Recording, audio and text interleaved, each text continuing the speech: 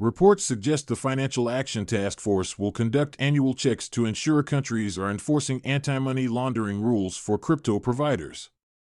Countries failing to adhere to anti-money laundering (AML) guidelines for cryptocurrencies could find themselves added to the Financial Action Task Force's FATF gray list. According to a November 7 report from Al Jazeera, sources say the global financial watchdog is planning to conduct annual checks to ensure countries are enforcing AML and counter-terrorist financing (CTF) rules on crypto providers.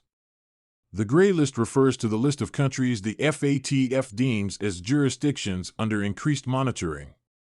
The FATF says countries on this list have committed to resolving strategic deficiencies within agreed timeframes and are thus subject to increased monitoring. It differs from the FATF blacklist, which refers to countries with significant strategic deficiencies in relation to money laundering, a list that includes Iran and North Korea. At the moment, there are 23 countries on the gray list, including Syria, South Sudan, Haiti, and Uganda. Crypto hotspots like the United Arab Emirates, UAE, and the Philippines are on the gray list as well, but according to FATF, both countries have made a high-level political commitment to work with the global financial watchdog to strengthen their AML and CFT regime. Pakistan was previously also on the list, but after taking 34 actions to solve FATF's concerns, they are no longer subject to increased monitoring.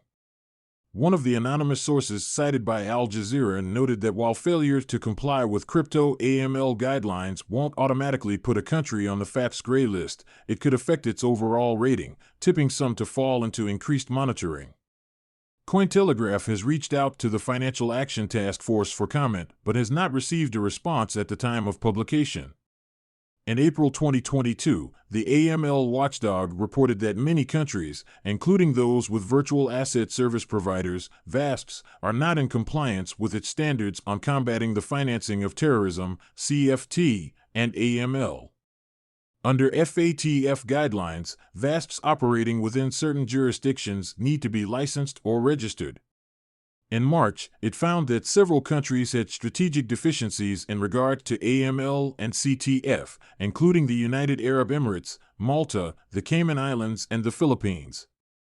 In October, Svetlana Martinova, the Countering Financing of Terrorism coordinator at the United Nations, UN, noted that cash and hawala have been the predominant methods of terror financing.